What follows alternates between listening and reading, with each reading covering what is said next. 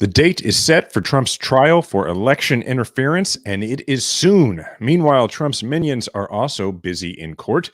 Giuliani lost his defamation suit against Georgia election workers, and Mark Meadows testified in Atlanta in an attempt to get his trial moved. We'll talk about how you should respond when people tell you all of these prosecutions are politically motivated. Then we'll turn to the skinny man with the funny name making waves in the GOP field. How has Vivek fared since his headline-grabbing debate performance? We'll then check in on Tennessee, where lawmakers are facing heat from their own conservative voters over their unwillingness to take meaningful action on gun reform. Welcome back to the podcast that helps you, the 54% of the country that votes for progress in every election, convince your conservative friends and family members to join our majority. This is Majority 54. All right, Jason, March 4th for the federal election interference case. Do you think they're going to be able to pull this off? I do. I mean, if the prosecutors are pushing for March 4th, it's because they think on March 4th they're going to be ready. And clearly the GOP approach, not just legally, but also, like, as I like to say, not just in the court of law, but also now in the court of public opinion, seems to be to act like this is the fastest a trial has ever happened. No trial has ever happened this quickly, which is remarkable to me as an argument. People like JD Vance are now saying this is election interference. Here's a video of, one of the many members of the GOP making this argument. Hunter Biden's the bag man, but Joe Biden is the actual big guy. And that's what you have here. Compare that with what they're doing in federal court and in Georgia with Donald Trump, where they have all these weird conspiracy-laden theories to bring indictments. This is nuts. And what this judge in D.C. is doing is worse, because she actually is playing politics. To be honest with you, Maria, I've never seen a court move this fast to bring a trial.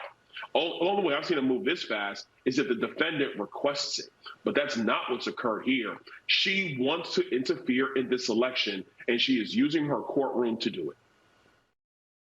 So there's one funny thing about this before we talk about the actual claim, is that he says all these like theories and they're talking about Trump, but what they put on the screen is this incredibly complicated, for those of you who listen to audio, it's almost like, Charlie and It's Always Sunny with like all the like pins and arrows going from this to that. But it was about Hunter Biden. So it was actually like the complicated theories. It's true. Yeah. No, I didn't even pick that up because my brain just ignored it, because I was like, that doesn't make any sense. I can't even follow that. But yeah, you're right. The thing that you can't even follow is not the Trump conspiracy. It's the Hunter Biden conspiracy, right. Which, by the way, two things about Byron Donald here. First, one, which is who we just heard from. One, you're a member of Congress, man. Your staff should be able to do a better job and get you a room to record that live national television interview in, where you don't sound like you're being held hostage. Two, I've heard this a few places, the whole Hunter Biden is the bag man, but Joe Biden is the real big guy behind it all. And it's like, which makes me think our listeners are going to hear it a lot because it's going to be repeated to them so often. And I think this means two things. One, it means they have now decided they can't come up with anything that resembles making the case against that ties Hunter Biden to Joe Biden, because they've just now had to settle for this idiom that he's the bag man that leads to the big man. And two, if people are going to say that to you, you have to be like, okay, what is a bag man? Because a bag man is a guy who brings a bag of money or contraband to the real guy. Like, what is the evidence that Hunter Biden delivered a bag of something? Like, I think he's just the guy who's in trouble. Evidence. What are we talking about here? Right. But this claim that he's making, though, which is, I heard JD Vance say this too, which is that this is the day before Super Tuesday or whatever. The problem with this line of argument is every day basically in the calendar has electoral significance. And then it'll be he's president and they're trying to interfere with Trump's president. There's just there's absolutely no date that doesn't have political significance. Okay. He says, I have never seen a trial move this fast. Like he said, I've never seen a trial move this fast. Okay. This indictment came down when? Like July, right? And then the trial is now, the trial is scheduled for March 4th of next year. Okay.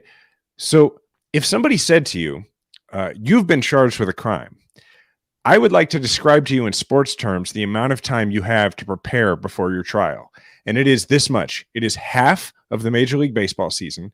It is the entire NFL season, including the Super Bowl. And it is the entire college basketball regular season. That's how much time you have between now and the day you go to trial. You'd be like, oh, that feels like I have quite a lot of time to prepare for my trial. Right.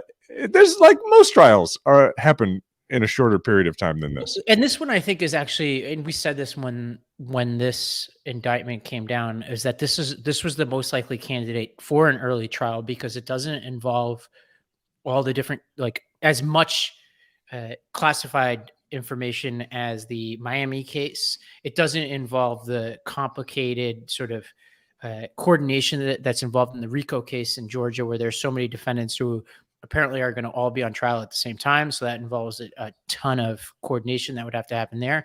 So this one seemed to be, and we said it at the time, seemed to be the best candidate to go first. Also, I would assume that a really large portion of the evidence that the prosecution will be relying on, and that therefore the defense will have to refute, has already come out or been assessed and evaluated, because so much of it came from the January 6th hearings, right? So, so it's like they've had it forever. It's gone back and forth, and now what do you have left to do? Like maybe some additional depositions where both parties will sit in and can ask their questions. It's not like this has been, I mean, January 6th of 2021 was a while ago. This has not been sprung on you. This is not like, oh my God, I had no idea I was even suspected of this murder I didn't commit, and you just grabbed me and took me off the street, and now you tell me in a week I have to stand trial. Like, that's not what's happened here. When people say this, you gotta really unpack it and be like, let's talk about the amount of time they had to prepare. And then let's talk about how much time they have left to prepare, because it's actually an enormous amount. So, yeah, and Trump has vowed to appeal this trial date. And there's this complicated question of whether you can actually appeal a trial date. Apparently you cannot. But if he's convicted, apparently they could say that they somehow violated his right to adequate representation, and that will be litigated. And there's some speculation that his lawyers are laying the groundwork for that. So, we should explain, when you say the trial date itself can't be appealed, what that means is it's not there. There are some decisions that can be made by a judge that you can immediately ask an appellate court to evaluate, right? Like if a judge says, for instance, this piece of evidence that, this smoking gun piece of evidence is not going to be allowed in, then, in many cases you can immediately say, hey, you can ask the judge to stop everything and send that to the appellate level so that the trial can proceed with the appellate court ruling on whether or not that evidence can be used. Now, that also could be something where if the judge doesn't, then you could bring that up at the end of the trial and appeal on it. But and then there are some things that, like, if you don't try it in the moment, then you can't bring it up afterwards. This is different than that. This is them saying they want to appeal it because they know they can't, so that later they could claim, well, you didn't give us enough time, and that's why the lawyers did such a bad job, and try and use that as an appellate argument. Which, who knows? Like, if they get a good draw on an appellate panel, that could work. I don't know. I mean, it seems like a stretch based on what it means to deny, to not have meaningful legal representation. Like, we're talking about a Supreme Court that, if you look at the capital cases that have gone before it, where people have been sentenced to death for inadequate, legal representation, this court, at least the Supreme Court, seems to have a very high bar when it comes to what would allow them to say that your legal representation is wrong. So I don't know. I mean, not that I'm expecting them to be consistent. Well, it's also kind of funny because obviously saying you didn't have adequate, meaningful representation would be an argument you would make obviously after a trial. But this is a case where they're like, we would like to stop right now and argue that he doesn't have meaningful legal representation, which seems like an odd argument for a lawyer to make. So it's like everything else with Trump. It doesn't make sense, but it may work because he appointed the right people. Busy. I mean, honestly, we're dusting off our law degrees here. So Giuliani, just before this podcast, a federal judge by the way, the judiciary is busy. Just a lot of judges out there, just working on Trump stuff. But Giuliani had this defamation case against 2 election workers, and a judge ruled that he forfeited this defamation case. And I think, I had to kind of dive into this pretty quickly, but it looks like he had to pay to maintain his own access to electronic records, and it was quite costly. These are some of the costs that I think were weighing on Giuliani financially, surrounding all of this stuff that was causing Trump to hold fundraisers and all that. And apparently Giuliani just couldn't pay it anymore and decided that he would rather stop paying that, even at the risk of now opening himself up to potential damages from these election workers. It seems like, I don't fully understand the procedure of this, but basically it just looks like he admitted that he had no basis for what he said to these election workers, or at least stipulated to that. That's legally how it gets written down, right? Because he lost the case. So a default judgment is like, if you sue somebody, like this default judgments happen all the time, and they usually happen with like absentee landlords, right? Like somebody who owns property and they're not taking care of it. So the city will sue them, and nobody knows that person, like lives in Florida somewhere usually, and everybody tries to get that person to come to trial. They won't. And after a certain period of time, the judge goes, okay, default judgment, and a judgment is entered. And then later they can determine damages, right? And maybe the person shows up to contest the damages. That's essentially what Giuliani did here. He was like, I'm not going to contest the case because I can't afford to. Yep. And so now he has, he didn't say, I defame them. He just was like, I don't have the money to do any of the things necessary to defend myself. So he didn't show up. So we got a judgment against him. So at some point they're going to have a damages portion of the trial, and he probably will try to represent himself in that, or have somebody represent him in that. But the thing about like what this makes me think of, because we talked last week, as you said, about Giuliani is running out of money and ability to defend himself. And the picture that I have in my mind when I think about what's going on for Rudy Giuliani right now is like, when you play Tetris and you've been going for a while and it's getting harder and harder and you're at a higher level and now the stuff is coming down faster. And then you get to a point where like there's one of the really long pieces and you don't have time. There is a spot that it could go in, but you don't have time left to put it in that spot. And then it just kind of ends up at the top and sticking way up. And then you spend the next like 3 or 4 seconds just watching all the stuff rain down because you're done and it's just piling up and there's nothing you can do. That is the point that Rudy Giuliani has reached in his like life of defending himself from all of the legal implications of having gone full MAGA. Is he's just at the point where he can no longer fit any Tetris pieces anywhere. Well, he's not the only, close Trump confidant who was in court in Georgia. So Meadows testified in Atlanta, and he basically made a move to try to. We talked about this. To try to get this case moved to federal court, because he was arguing that he was acting in his official duties. It looks like the judge here is going to take his time. He essentially said that basically it's going to take a while to rule on this case, and that like basically you should. Well, maybe I think I'm confusing this with the Navarro case. That guy's the one who told him. Right. Yeah. I'm confusing myself already with this. So we had talked about this. Let me take a step back. We had talked about what Meadows is trying to do here because they feel like they have a better chance in federal court than state court. Brett helpfully clarified that it still will be prosecuted by Fani Willis no matter what. And it will be a question of Georgia law, no matter what, even if Meadows succeeds, and it won't be pardonable because it will still be, it will be tried under Georgia law. But what I think Meadows and Trump are trying to do here is, because Meadows by extension is Trump. If Meadows wins this, then Trump will follow suit. Then I feel like they would rather roll the dice with one of their, and potentially get somebody that they've appointed. Seems to be their strategy here. And you would widen the jury pool, right? Because then you would end up with a jury pool that instead of it just being Fulton County, which is largely urban, is is frankly much more black, much more democratic, much less friendly to all of these folks politically, and much more likely to hold them accountable, then you widen it to a larger, you widen it to a whole federal judicial district. And so you're going to get, more people who come from counties that voted for Trump. I think that's what they're trying to do. But I think where you're going with this is that he actually took the stand in front of, like, to defend himself, which a lot of people are like, whoa.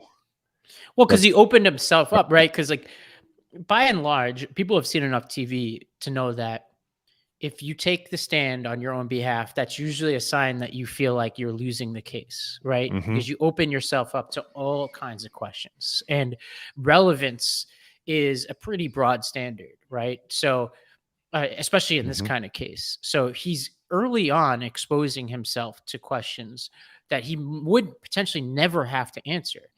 And that's not just inconvenient for him, it's inconvenient for a lot of people. It's the equivalent of having, like, discovery in a civil trial, except in a criminal trial, and having it right at the outset.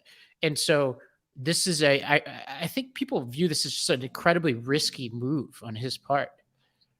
Yeah, it tends to demonstrate that it's, as Deval Patrick once put it, a Hail Mary across two stadiums at this point, possibly, because they really don't want the trial to happen in front of a jury that is selected out of people who are just from Fulton County. And so and it also goes to show you that they are, and this is important because people listening to this or watching this are going to run into so many people who are going to tell you over and over again that these charges are bogus, etc. They are so certain that these charges are such that unless they have people who are biased in their direction, that they're probably going to lose and be convicted, that they're willing to take great risks that will hurt them at trial in order to get people who are more likely to decide in favor of them regardless of what happens at trial. Yeah, and actually, it turns out I wasn't confusing this with the Navarro case. This was the same judge, actually. So the judge in this case, which was an Obama appointee, did not rule from the bench, and he said, quote, "If I don't rule by September 6th, then he should just show up for the arraignment," talking about Meadows. So actually that was that case. Good. I wasn't confusing myself. That's funny. Well, because this is such a rule. I'll try to get back to you. Yeah, it's such a crazy, I won't talk about it here, but I was in the middle of a contract dispute a couple of weeks ago, and I did something similar just to try to get under the skin of the people I was negotiating with. But it gave me great joy. Hopefully those people aren't listening to this podcast. I doubt they are. But so they are rolling the dice here with federal. This is the thing about this Russian roulette with the judiciary, right? Is like, look, you could get one of your guys, but you could also get somebody appointed by somebody. And actually, it's not about Republican, Democrat. By and large, if you were a Republican not appointed by Trump, you're still probably not going to be looking favorably on Trump people. Because a lot of these guys who are previously super uber conservative judges and justices are pretty reliably beholden to the Constitution. Because like back in our day, we had our political disagreements, but like the core democracy issues kind of united us. Like we had differences about certain things, but so he's playing this. Trump did get a lot of judges approved, but there still are plenty of bullets in that chamber. And not only did Meadows get the wrong person, not only did they get the wrong person in DC, but also Navarro went in front of a judge to invoke executive privilege and lost today. It actually just came out right before this. And so Navarro is in a separate, it's hard for people to keep track of, but he is in a trial for contempt of Congress. He testified on Monday that Trump directed him to defy the House January 6th Select Committee. He's in front of Mehta, who's an Obama appointee. And they had like a big back and forth because Navarro was claiming this executive privilege and saying that Trump directed him, but there was no anything written down. And then Navarro basically had this back and forth saying, I still don't know what the president said, saying that he had no inkling of what Trump's words were. The lawyer for Navarro says it doesn't matter. Mehta said it has to matter, meaning like if you're going to invoke executive privilege, somebody needs to write it down, you know? And just now, Amit Mehta ruled that this September 5th contempt of Congress trial is on track. Jason, we need to start like a whole court TV here. Like it's unbelievable. Well, Salty points out here that the judge referred to Navarro's testimony as weak sauce. And it's like, one, I mean, I guess good for Peter Navarro. People had forgotten about him. He's back in the news. Good job, Pete.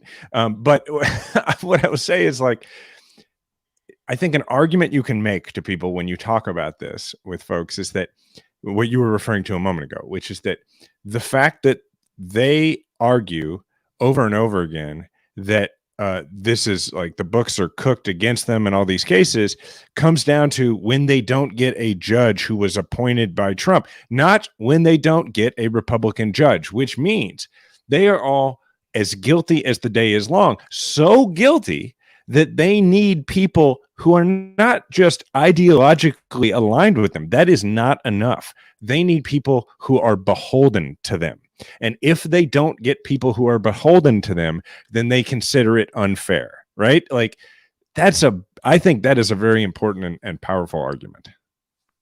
Well, Jason, let's take a break from this legal mumbo jumbo, and we'll take an ad break. And when we come back, we'll talk about the candidacy of Vivek Ramaswamy, who seems to be a juggernaut at the moment.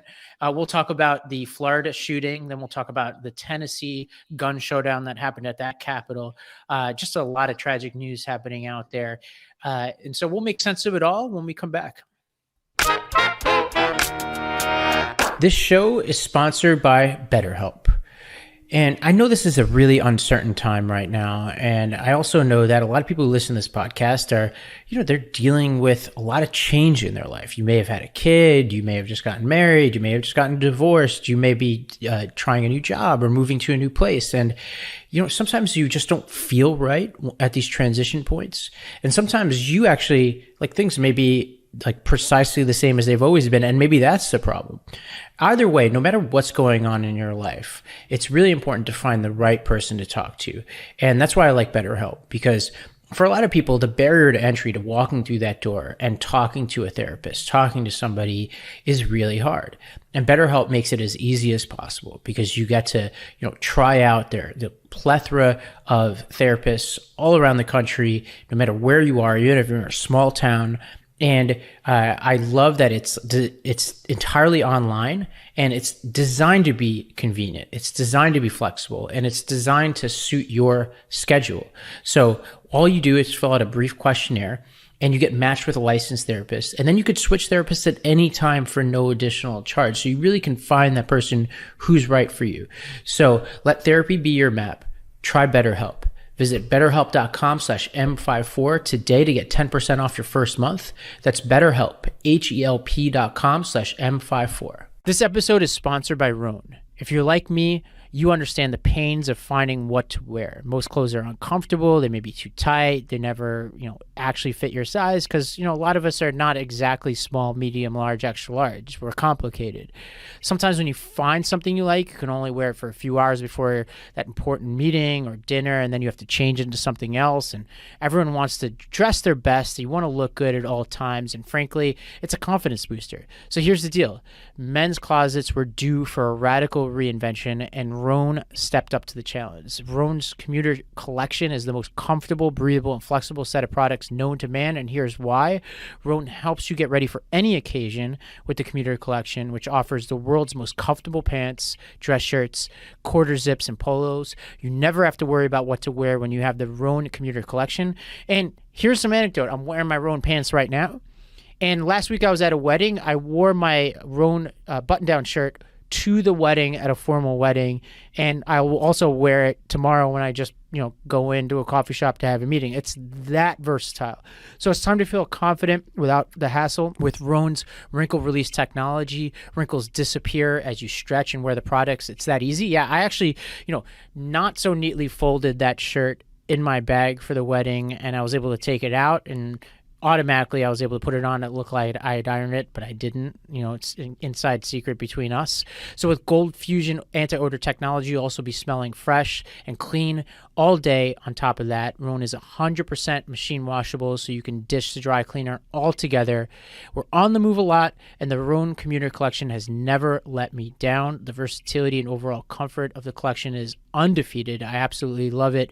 And even after I wear it all day, I feel super fresh because that Gold Fusion anti-odor technology. At that wedding, I was dancing up a storm, wore it, no problems. So the commuter collection can get you through any work day and straight into whatever comes next. So head to rhone.com/majority and use the promo code majority to save 20% off your entire order.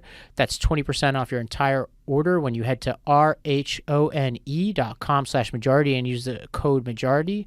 It's time to find your corner office comfort. All right.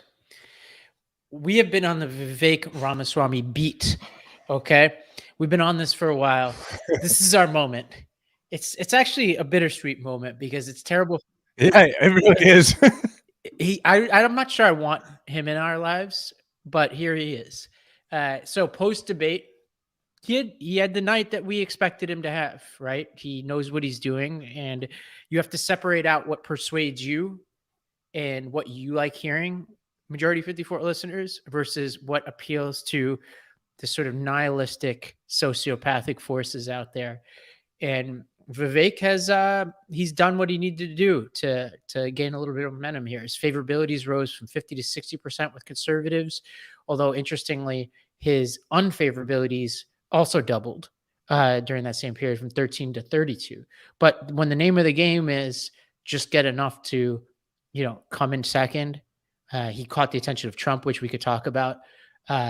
So he definitely caught people's attention. And I was looking at a CNN focus group of Iowa Republicans. And they were asked who they thought won this debate. Let's take a look at this clip. Here's what I want to ask you about. Who you thought did the best during this debate? Basically, who do you think won the debate? I'm going to do it in alphabetical order to be fair. Anyone think Doug Burgum did the best? That's 0. Anyone think Chris Christie did the best? He certainly got most of the airtime.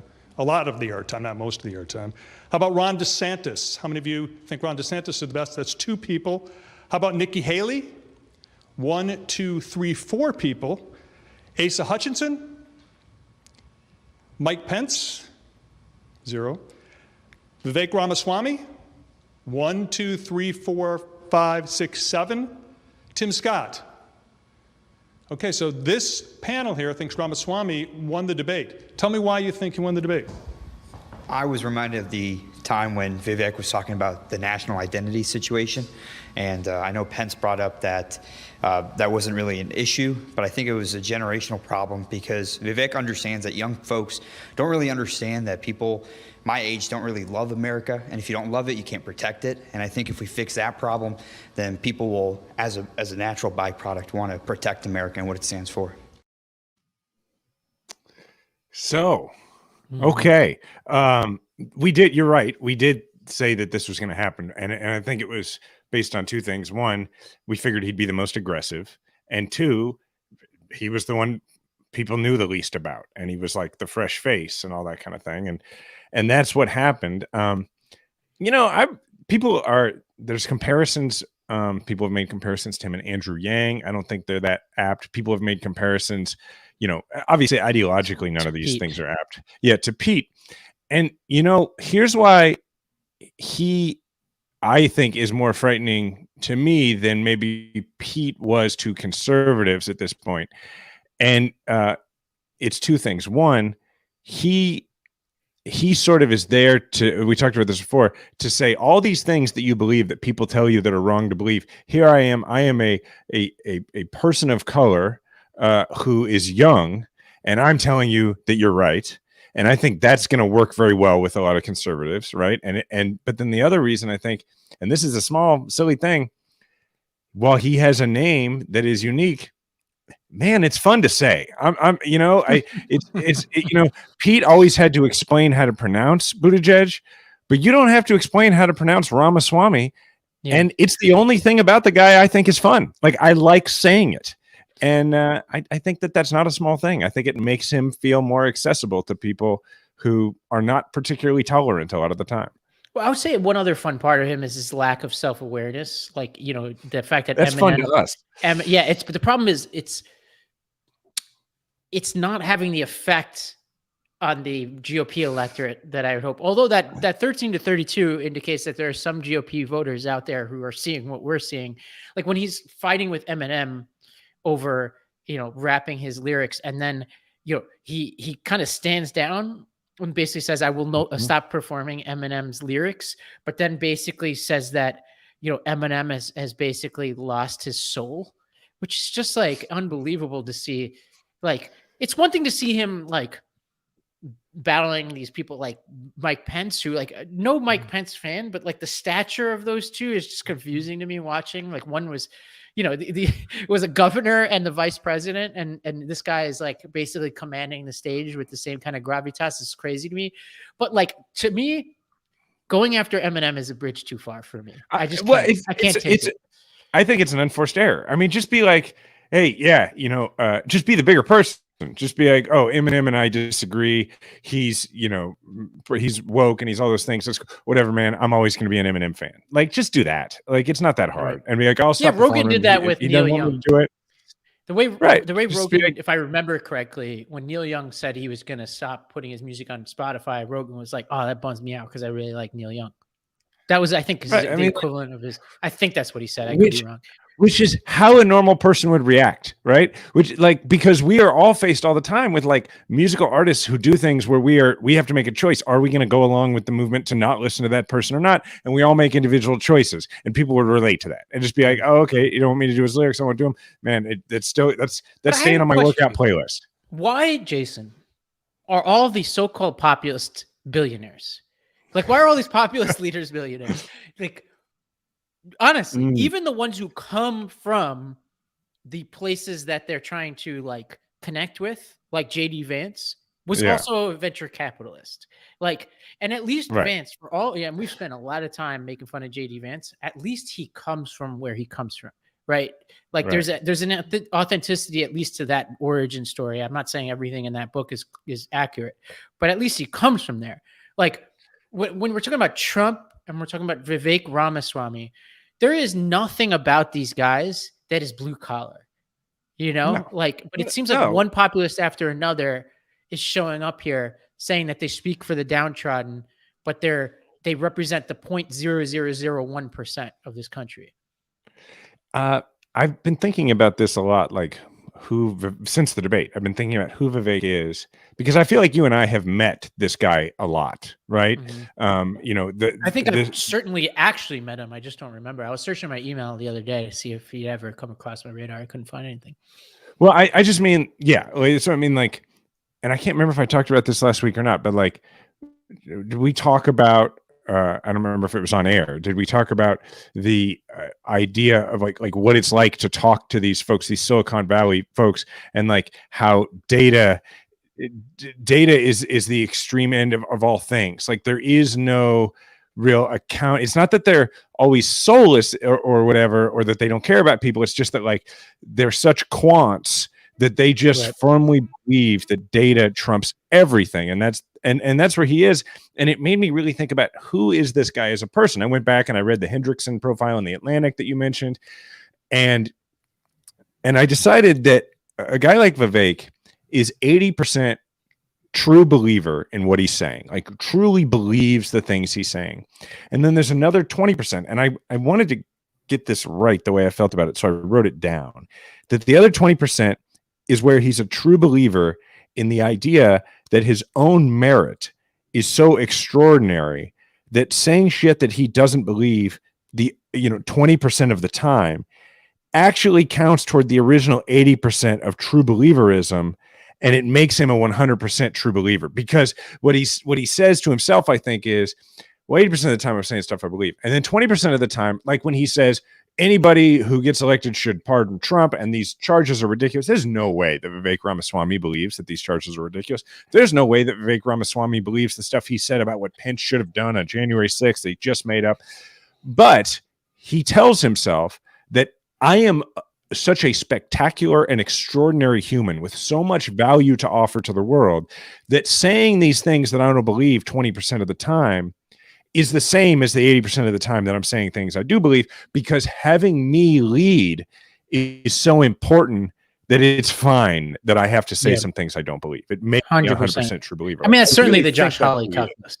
Yeah, that's what Yeah, Josh Hawley but tells with us him, I about think it's everything. more like 40-60, like Right. you know, with Hawley.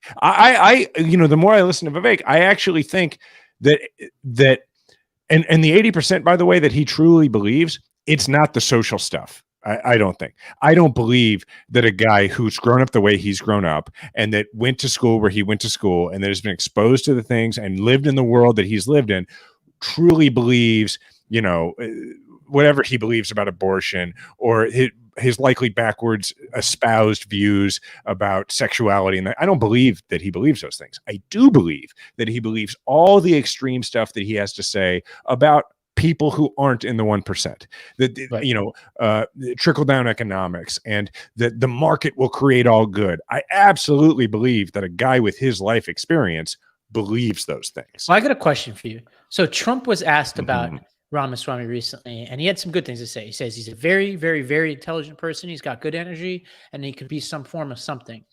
And basically said that he'd be open to him as a vice president. But here's what I want to ask you about, Jason. Trump said the following.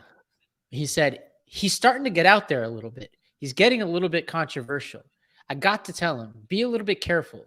Some things you have to hold in just a little bit, right? Now, this is Trump. What is it that Ramaswamy is saying that you think is too controversial for Donald Trump? I have a theory. Okay, I want to hear yours first. Go ahead. It's the Israel stuff. Yeah. I think it has to be. I think that's half. I think that's half of it. I think it's the Israel stuff because Trump has always believed that, you know, like you hear Trump say all the time how upset he is that the majority of American Jews didn't vote for him. And he'll like literally, like Jews like me, he'll like literally question our Judaism because we didn't vote for Trump. So I think that's one thing. But I think the other thing is, I think Trump is thinking maybe I'd like to pick this guy. And he's just kind of like, hey, man, I do the controversy around here. Like, you know, I can't be picking you if I have to defend some crazy thing you said. I got enough crazy things I say to defend. But yeah, it's honestly an interesting reaction. It's almost like a guy who, you know what they say, like, I think it might have been the 25th hour or something where Ed Norton beats himself up or something before he goes to prison. So as a way to like send a message, it's like this is like almost like Ramaswamy has arrived at the prison and all like this sort of like what do they call them? The fresh fish or whatever. I forgot what the phrase is. All these other people, Trump is like the big bad in the schoolyard and he's in the prison yard. And he's like one after another. He just smacks them around. And then some guy shows up and he's like, wait a minute. This guy's a little crazy. Like he's a little bit of tiger, but the thing is like, the thing is, this guy is not crazy. He's not like he is calculating. He has basically poll tested what it means to be a modern Republican, and he has hit all the notes. So it will be fascinating to see how this goes because Ramaswamy's people responded by saying this is what his Tricia McLaughlin, his spokesperson, said. If I'm a betting woman, I wouldn't expect Vivek to hold back much. Now, it wasn't a shot at Trump, but she was basically saying he's going to continue to be controversial. Well, okay. The thing about Ramaswamy is that he is, and again, I'm sorry, I like to say it, and I do think it's an advantage to the dude. But I think that he is at a place now where he's going to start becoming culturally a thing beyond the primary, and people are going to start deciding what they think about him. And it's scary because he's in a position to be a leading edge. And we've said this before about like what makes up people's minds about what a Republican is, because it's that ball is completely up for grabs, right? Like particularly if we end up in a situation where Trump is not the nominee, what it means to be a Republican either reverts back to what it meant before, unlikely, or it's just completely up for grabs again, because so far it's just been whatever Trump says. So Ramaswamy may be in a position to mold some of that and even mold some of what Trump says about things. And that's interesting because like I was talking to a guy this week who I think has probably voted Republican more often than he's voted Democratic, but he's basically a swing voter, and he's right in that Joe Rogan type demographic of like, that's the sort of media he consumes. And he's kind of your male, maybe conservative, culturally leaning swing voter. I mean, like, I had this conversation in the gym, right? To give you an idea of like the kind of person we're talking about. And he said to me, because he had seen some of the stuff I'd said about Ramaswamy, he was like, yeah, I saw that. He was like, I thought he made some good points. He goes, but I do agree that he is very annoying. And I thought that was really interesting because then you get into the place of like, oh, he might be something that a lot of conservative voters like, but he might also be a lot like Trump in that a lot of people are like, I find him annoying, and people who might go back and forth. Here, I tweeted this because I went on Twitter during the debate, which is rare for me, as you know. But so you were like live tweet. You got me to turn on the debate. I know, because here are two things I do during the debate. I drink a lot during debates. For some reason, I can't watch political debates without drinking a lot. And then I tweet, which is a bad combination usually, but it really is. I behave myself. You did all right. But my comparison is John Edwards, because here's what John Edwards did. Number one is he got under the skin of everybody around him, because there's a certain authenticity that people behind the scenes and in politics who are traveling around the primary states understand that a lot of the voters may not understand.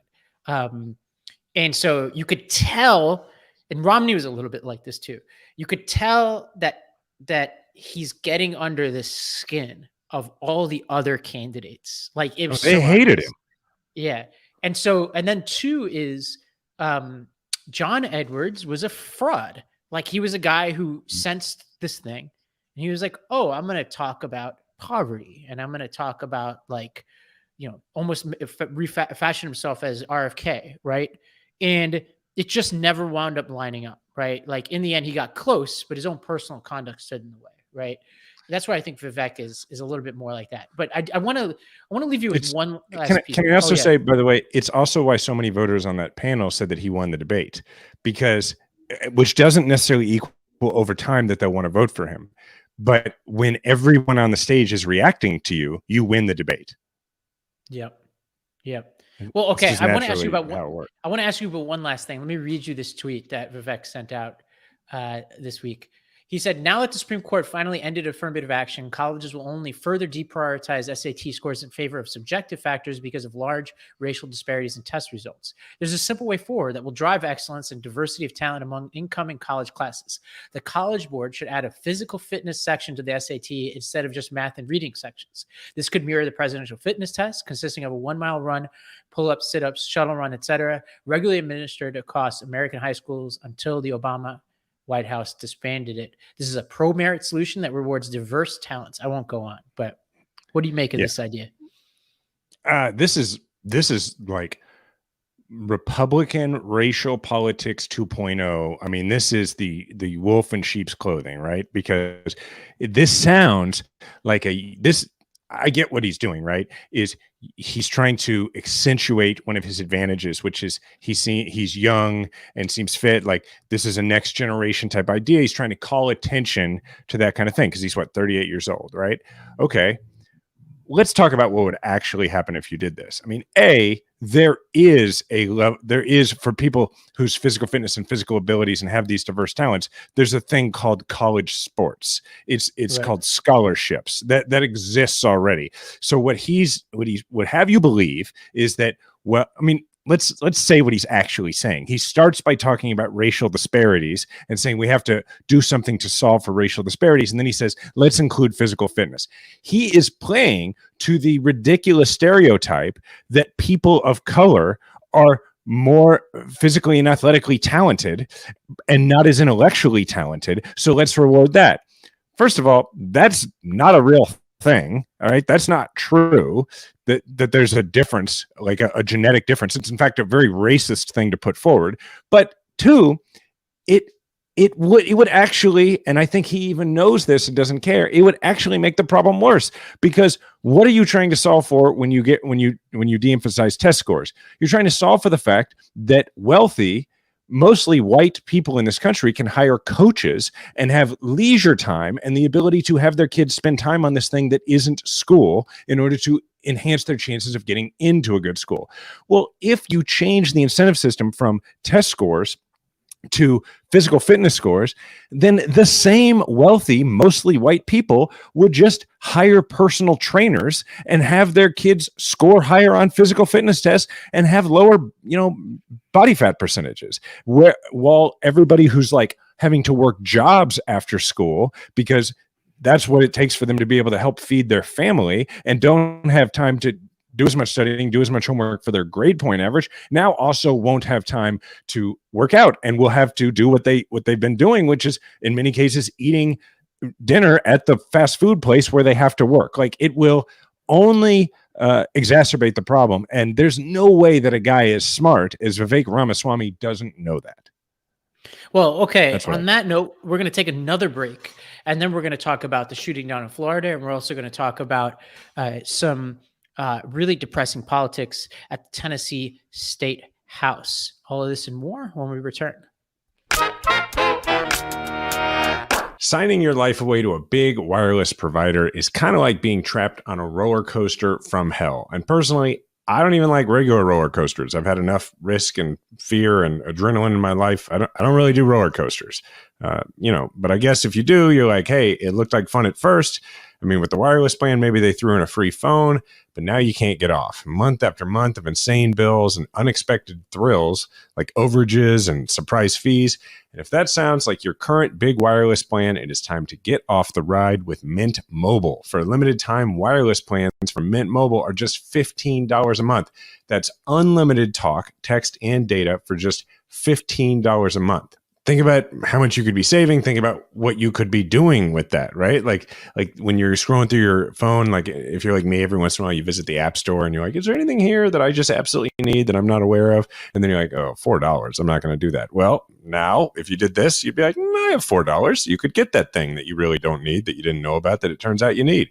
Mint Mobile is here to rescue you with premium wireless plans for just $15 a month. Say bye-bye to your big wireless plans, jaw-dropping monthly bills, and unexpected overages. All plans come with unlimited talk and text and high-speed data delivered on the nation's largest 5G network. Use your own phone with any Mint Mobile plan and bring your phone number along with all your existing contacts. Ditch big wireless with Mint Mobile's limited time deal and get premium wireless service for just $15 a month. To get your new unlimited wireless plan for just $15 a month and get the plan shipped to your door for free, go to mintmobile.com/majority. That's mintmobile.com/majority. Cut your wireless bill to $15 a month at mintmobile.com/majority. Ravi, as we now return to more serious topics, unfortunately, we have to talk about the shooting that happened in Jacksonville. But I believe we've come out of this period in American life where there seems to be some political buffer zone around every mass shooting where we're not allowed to talk about the political implications, or I would rather not the political implications, rather the ways to actually try to solve this problem. And that seems to be what Ron DeSantis ran right into when he returned to Jacksonville to do like regular governor things, like speak at an event right afterwards, like at a vigil. So let's go to that clip, Salty. On your hands. Well, thank you for doing this. I want to just say to the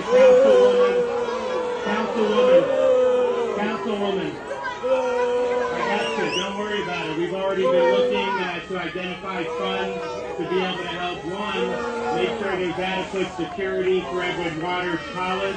We are not going to allow these institutions to be targeted by people.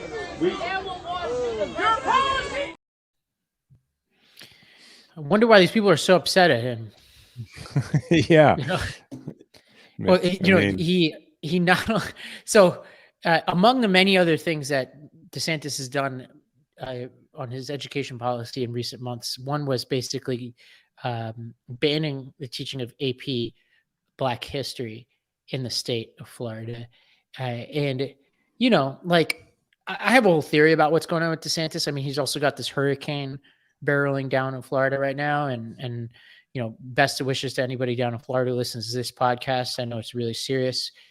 My sense is DeSantis will use, he's got to do the job. So there's that. And I don't want to be totally cynical about that, but I think this is going to be an excuse for him to not drop out of the race necessarily, but like he's clearly not enjoying this time on the trail. I could see him basically pulling back from running for president and focusing on governing, because number one, there is a huge need right now with these, this tragedy, of course, but this hurricane also barreling down, hurricane season beginning now.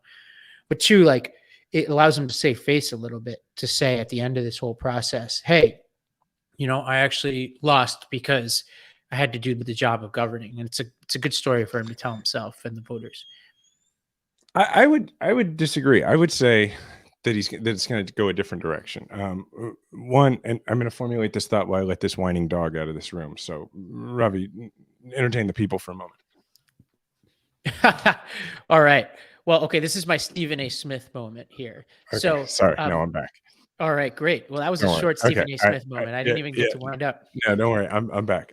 She was just about to start barking. So, okay. Here's what I see here. Two things. One, let's talk about him having to go speak in Jacksonville. He knew that he would get a lot of really credible criticism for not going. I'm sure knew that he was going to be booed, and he was being booed because he's been racist, and the shooter clearly had racist motivations. I mean, we don't have to get all into it, because, like, personally, I'm not a huge believer in talking about the shooter and in these kind of cases, but, like, suffice it to say, there's lots of evidence, including the shooter's own words and actions, that make it clear that it was a white person wanting to kill black people out of white supremacy. And clearly, like, Ron DeSantis has played a lot of politics and played into white supremacy in a way to advance himself politically. So he knew that was going to happen. And at the same time, he also knew that he's been about as bad as you can possibly be on the issue of guns.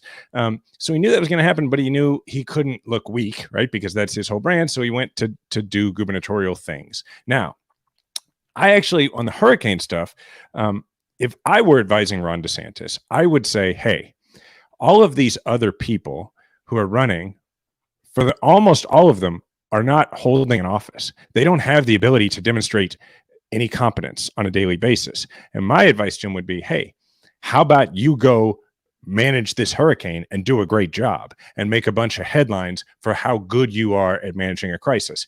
As you know, I was not a governor, but I was Secretary of State. And anytime you're in an executive statewide position, there are moments that come up that that in a nonpartisan way, people will make judgments about you. You either handled the crisis well or you didn't. And if you handle the crisis well, you're going to earn support and respect from a lot of people. And if you handle a crisis poorly, you're going to lose respect and support from a lot of people, including people who are ideologically aligned with you. And so if I'm advising him, I say, hey, you need to get down there and you need to be all about being in charge during this hurricane, and that politically it could help your campaign. That's what I would tell him. Yeah, I mean, you're right, for sure. I mean, we'll see. I mean, I'm rooting for him to do a good job, because, like, these hurricanes are really dangerous, and it really does require focused, competent leadership. And and Lord knows, like, I mean, this is why this stuff is really high stakes. Is like, we need responsible leaders in these positions. So, if you're down in Florida, stay safe out there, and hopefully everything works out. And that's the weird thing about these hurricane seasons, man. Like, it's just every year. It's like, okay. Well, let's go back to guns. Let's talk about Tennessee. Well, okay. My former state, background for new listeners, I was a school principal in Nashville for 6 years, or school principal and superintendent for 6 years. And obviously there was the Covenant shooting earlier this year. The governor, who's a fairly right-wing figure, Bill Lee in Tennessee, personally knew two of the victims, and has, in his own way, pushed for I would say weak version of a red flag law. I'm calling it a red flag law is probably overstating it, but he pushed GOP lawmakers, where there's a supermajority in Tennessee. He's been pushing them during this legislative session to pass a version of a red flag law, and I think he even called a special session, right? I think he went so far as to right. call Yeah, them you know the legislature better than I do. So, which is like a big deal. Like, that's a big step. Yeah, so he's called them back in over the summer to do this, but nothing basically happened on that. And not only did nothing happen, but parents were showing up, and I know some of the parents who were there, they were showing up, and some of these are conservative parents. A lot of these are conservative parents who are showing up with signs and all kinds of things. And instead of hearing their own constituents, they passed a rule in the Tennessee legislature saying you can't use signs. And they actually wound up throwing some of these parents out of the legislature because they had signs. And this was overruled eventually by a judge. And I think this is important for a couple of reasons. One is this is Republicans with a supermajority dealing with their own radicalism, right? Like, this is just guns, but like that supermajority has been abused for many reasons in Tennessee outside of guns. And so this is the consequence of their own extremism. And two is there's a crossing of the Rubicon that happened here where the contempt that some of these politicians have shown towards liberals or Democrats or independents or even never Trump Republicans has now bled over to straight up conservatives and conservative moms.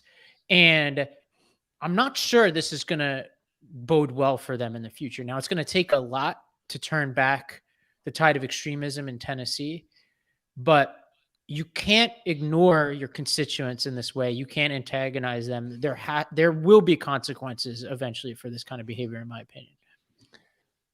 The level of navel gazing necessary to think that the thing you have to address is a decorum issue in the state legislature instead of what the conservative governor called you there to address is kind of incredible.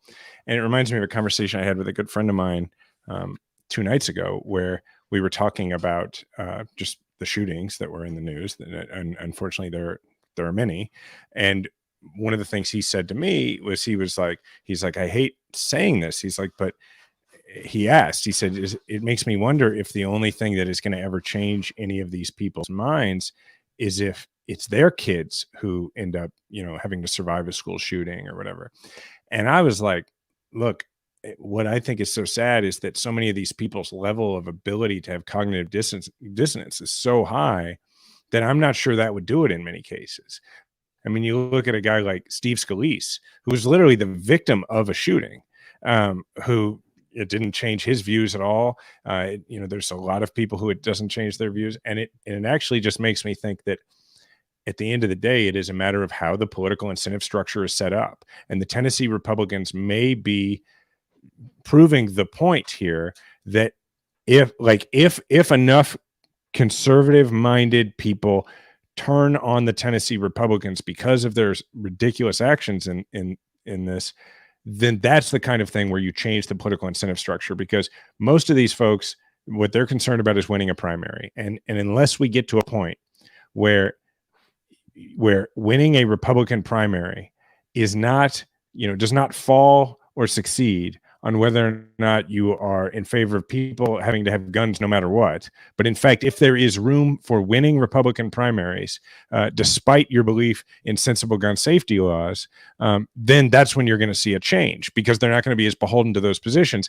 And what I think the best thing I could compare it to is where we have gotten to on same-sex marriage, for instance, in Republican primaries. Now, trans stuff, probably still right back where same-sex marriage was, but there are plenty of pretty extreme Republicans who are not opposed to same-sex marriage and don't want to see and they'll say out loud that they're not looking to see a Supreme Court case that changes it. And I think that we're only a few years away from something similar happening on choice, by the way. And so that's what has to happen, is the political incentive structure has to change. Yeah, I mean, that makes sense. I think, well, and one other piece to point out here is that Vanderbilt conducted a poll recently of voters in Tennessee, and 3/4 of voters in Tennessee support red flag laws, like true red flag laws. So, yeah, I mean, this is arrogance, political arrogance. Like, it's yes, obvious, but so, shout out to all Tennessee listeners out there. I know we've got a lot of them. It's a fascinating political state. I mean, because it has these big cities, Nashville, a big growing city, Memphis and Chattanooga and Knoxville to a certain extent. Shout out to Knoxville. I know I got into trouble with some Knoxville people. I forget what that was even about, but for some reason it's ringing a bell. But then you've got these, it's like such a representation of America in the sense, but the Republicans clean up in all these little counties, right? And you also have the Daily Wire, who's basically moved there. This is like the capital of Daily Wire conservatism. And that legislature is also a site of that type of activity. So you have these people like Matt Walsh showing up to the Capitol talking about trans stuff and yada, yada, yada. And so this is in many ways a very important place politically for a battle of ideas and policy in the United States, in an area that we need to keep our eye on. Even though Democrats don't really have any power there, it is important for us to make our case in Tennessee, because there is some momentum for a new kind of progressivism, a Southern progressivism that could take hold in a place like Nashville, in a place like Tennessee, and show the way and kind of expand out a little bit. Because if you start to expand out to the suburbs around Nashville, suburbs around Memphis, you don't really say there's suburbs in Chattanooga. Shout out to Emily and all the other Chattanooga listeners that we have. But like, you start to expand out a little bit. You start to win over people in Franklin and places like that. Now we're starting to talk here. Now you're starting to do some damage. It's interesting what you're saying about, I always confuse Daily Caller, Daily Wire. Are they the same thing? I don't even know. The Daily Wire is the Ben Shapiro one. The Caller one, I think, is even more like loony, but that may. Which one's in Nashville? Wire for sure. I don't know anything about the Daily Caller. All right. Yeah. So, but it's interesting what you're saying, because it's basically like I hadn't thought about this before, but the Tennessee state legislature, the Tennessee Capitol, is basically like if their home theater, like if they were like a theater troupe, right? Like they test all their stuff there. That's where they perform. Or if they were a stand-up comedian, like that's their local comedy club where they work out their act. So the influence of that like far right performative conservatism is always going to be greater in that place, because that's where they do their stuff, and that's where they road test it. This is a good segue into, I have two grab and ors this week. The first is just an option, A or B, or choose both, which is, given what's gone on with shootings and with the reluctance continued of the regressives in this country to do anything on guns that's meaningful, I would just encourage people to either go to Giffords or to go to Moms Demand Action, or both, and sign up to volunteer, donate if you haven't in the past, whether you have or not in the past, just get involved, because everybody has to. And then on a completely separate note, I just didn't want to forget to bring this up. This week is the 2-year anniversary of the withdrawal from Afghanistan, and the bombing at Abbey Gate. I wanted to encourage people to go to afghanevac.org if you want to get involved with activism in regards to making sure that Afghans who are already here are treated fairly and extended full rights, and also making sure that we continue to get Afghans who are at risk from the Taliban for their service to democracy out of the country, because there are tens of thousands of them. And in particular, there's a focus right now. I talked to Sean Van Diver this week, who people may remember was a guest on this podcast before, who's the founder of Afghan Evac. And what he talked about is there's a real they're stressing right now how important it is to get local elected officials involved in this, because there's so much to be done, as I'm finding out right now, at the local level, to help newly arrived Afghans. So that's my grab and or. We'll come back to one, or we'll go to one for us. Ravi, tell us about your life. Next weekend is the Pura Vida Open, the big tennis competition. It's funny, I've been working with this guy, Eric. He's this Jamaican guy here in Brooklyn. He's a tennis coach, and I was working with him the other day, and he was like having me do this like tedious drill about his forehand, and I could tell I was getting a little bit like bored by it. And he goes like, look, you got to have patience with this kind of stuff. We've got plenty of time to get this right. And then he pauses, and then he goes, wait a minute, I forgot about the tattoo. He said, and then he just stops the drill. He goes, let's just play. He goes, oh shit, because to refresh people, the loser of this match has to get a tattoo on their ass, right? Yeah. So this is September 9th, in line with the US Open finals. So the two big tennis matches happening in New York City that weekend. So this is a high stakes situation. It's me playing my friend Mickey, who grew up playing tennis in Brazil. And basically, it stopped playing seriously since then. So this is a battle of somebody who picked it up late in life. For me, I picked it up like a year and a half ago, and somebody who learned it early. So it's if you like the sort of little engine that could type story, you'd be rooting for me in this situation. But Are you gonna like live stream this on Instagram? I don't know what You our should. plans are. I do have some good fashion, like the sort of the McEnroe Borg type of aesthetic. So that'll be fun. And my hair is getting No, but I long think enough to handle it. people are invested in this. I think you should I think you need to set up something on Instagram, and then with occasionally with another person there who occasionally brings up a board to just put up to the phone, like the current score, let people follow along. I don't know. I think tens of us would do it. And Yeah, no, and there are dozens of us who would follow along.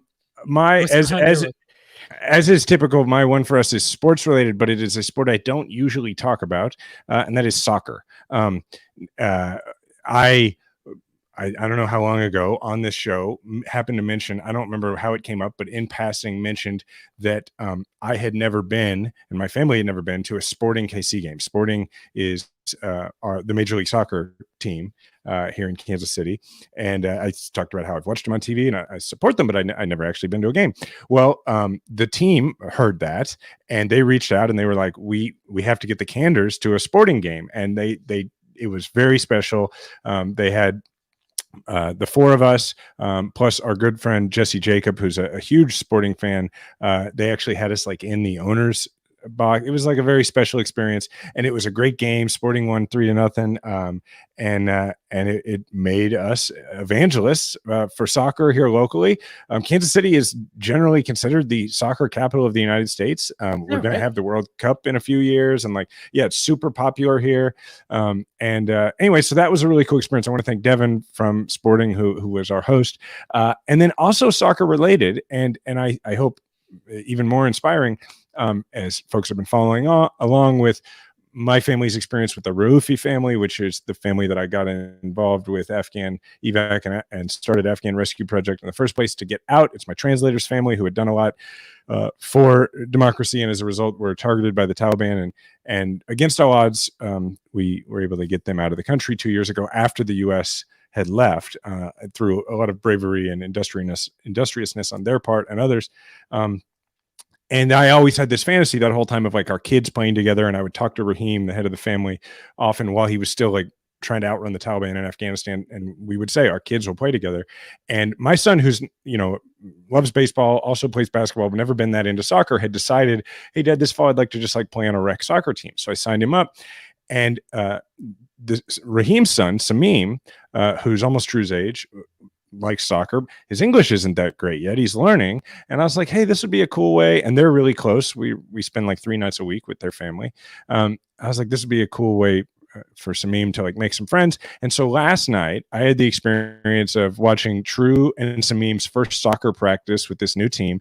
And it's the two of them on the same team. And Raheem and I just sat there in the shade, just a couple of sports dads watching our kids play soccer together and high five each other. And Samim making new friends among True's friends who are already on the team. And it was just a very special experience. And how's just to really game?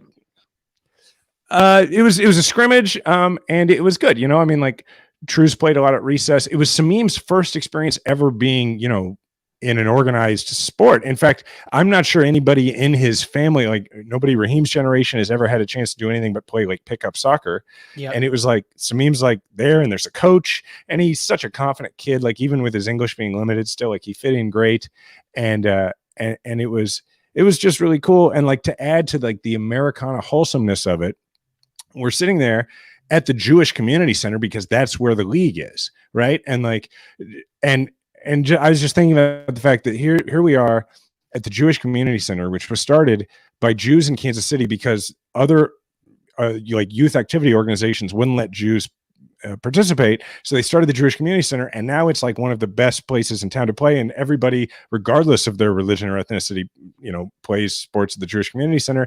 And we're sitting here, watching our kids play together there. It was just very cool. And I feel like this is a totally so. different point, but I feel like the JCCs have seen Mm-hmm. significant upgrades in every city I've been in since I was a kid. It used to be the JCCs and the Catholic facilities were both janky on the same Mm-hmm. level, whereas the Catholic Church has taken quite a turn. It's definitely true of Staten Island, where there's not a lot of investment there because we got a lot of litigation going on in the Catholic Church and sort of asset stripping. Whereas I feel like the JCC, whatever's going on, shout out to the leadership. I feel like every city I go to, they're getting these like really awesome upgrades. It makes me want to be a member. Well, I would just say I can only speak for Missouri, because in St. Louis and Kansas City, if you can point to one reason for it, it's a guy named Mike Steinberg, because the athletic facility in Kansas City and St. Louis, they're both named the Steinberg family complex, and Mike has funded that kind of thing and helped build it. And so I can only speak to our state. That's how that happened. But all right. With all that said, we've covered all the important things, like how the JCCs got so nice everywhere. Remember to subscribe to Majority 54 wherever you listen to audio podcasts. Just search Majority 54 and please leave a 5-star review. Thank you to the Meidas Mighty. Remember, we all have a platform. Make sure to use yours today.